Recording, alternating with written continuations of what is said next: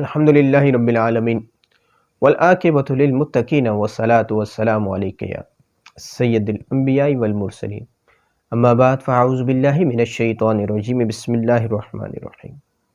فرمان مصطفیٰ صلی اللہ تعالی علیہ وآلہ وسلم ہے، جس نے مجھ پر 10 مرتبہ درود پاک پڑھا اللہ تعالیٰ اس پر 100 رحمتیں نازل فرماتا ہے۔ تمامی احباب ان رحمتوں کو سمیٹنے کے لیے ایک مرتبہ میرے ساتھ مل کر درود شریف پڑھ لیجئے۔ اللہم صلی علی سیدنا ونبینا ومولانا محمد مادن الجود والکرم وآلہ وبارک وسلم علیہ۔ آج آپ کے لیے ایک بہترین عمل صلاۃ الحاجات، حاجتوں کو پورا کرنے والا عمل، ایک ایسی نماز، ایک ایسا عمل کہ جو انسان کی ہر قسم کی جائز حاجتوں کو پورا کرتا ہے۔ بہت سارے احباب حاجتوں کے پورا کرنے کے حوالے سے وظائف حاصل کرنا چاہتے ہیں، لیکن ان کو ایسا پرفیکٹ کوئی عمل نہیں مل رہا ہوتا کہ جس کو وہ کریں اور ان کی حاجتیں، ان کی خواہشات، ان کی جو دلی مرادیں ہیں، تمنائیں ہیں، وہ پوری ہوں۔ ہر شخص کے دل میں ایک تمنا ضرور ہوتی ہے۔ کوئی شخص یہ چاہتا ہے کہ مجھے اچھا گھر ملے، کوئی یہ چاہتا ہے کہ مجھے اچھی گاڑی ملے، کوئی یہ چاہتا ہے کہ مجھے اچھی جاب ملے، کوئی یہ چاہتا ہے کہ میرے گھر سے لڑائی جھگڑے فتنے فساد ختم ہوں، کوئی یہ شخص چاہتا ہے کہ میری جلدی شادی کے اسباب پیدا ہوں۔ الغرض آپ کی جو بھی حاجتیں ہیں، آپ کی جو بھی تمنائیں ہیں، آپ کی جو بھی مرادیں ہیں، آپ ان کو اپنے دل کے اندر رکھیے اور اس عمل کو انتہائی توجہ سے سنیے۔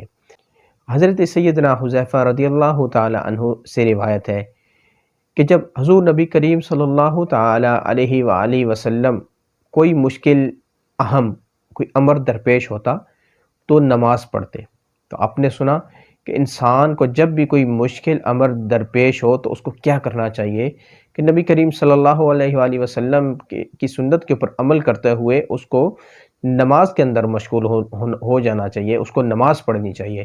انشاءاللہ عز و جل جب وہ نماز پڑھے گا تو اس کی جو بھی پریشانی ہے، جو بھی مشکل ہے، وہ اس کی ضرور بضرور دور ہوگی۔ انتہائی توجہ سے سماعت فرمائیے گا کہ وہ جو نماز ہے، وہ جو صلاۃ الحاجات ہے، اس کو کس طریقہ کار سے پڑھا جاتا ہے۔ آپ نے انتہائی توجہ سے ویڈیو کو شروع سے آخر تک دیکھنا ہے تاکہ عمل کو سننے میں آپ کو کسی قسم کی کوئی غلطی نہ لگ سکے۔ اس کے لیے اس کو چاہیے کہ 2 یا 4 رکعت پڑھے۔ جی ہاں، 2 رکعتیں پڑھے یا 4 رکعت پڑھے۔ حدیث شریف میں ہے کہ پہلی رکعت میں سورہ فاتحہ کے بعد 3 بار آیت الکرسی۔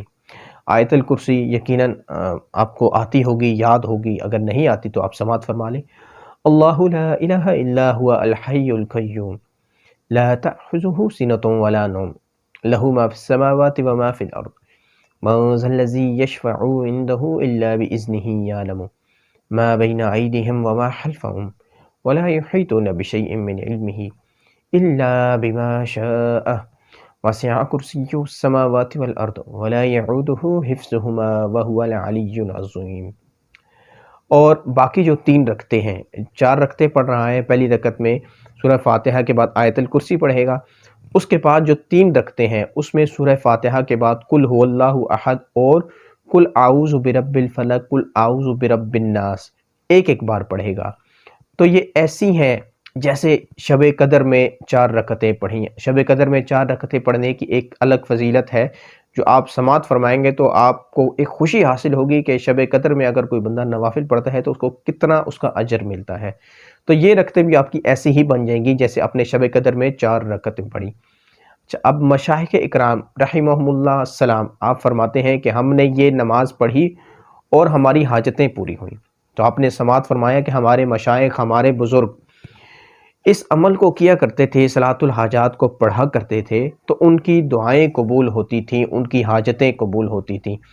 حضرت سیدنا عبداللہ بن اوفی رضی اللہ تعالی عنہ سے روایت ہے کہ حضور اقدس صلی اللہ تعالی علیہ وآلہ وسلم فرماتے ہیں کوئی حاجت اللہ عز و جل کی طرف ہو یا کسی بنی آدم یعنی کہ انسان کی طرف ہو، اس کو چاہیے کہ اچھے طریقے سے وضو کرے، پھر 2 رکعت پڑھے، اللہ عز و جل کی ثنا کرے اور نبی کریم صلی اللہ علیہ وسلم کی ذات پر درود پاک پڑھے اور پھر یہ پڑھے۔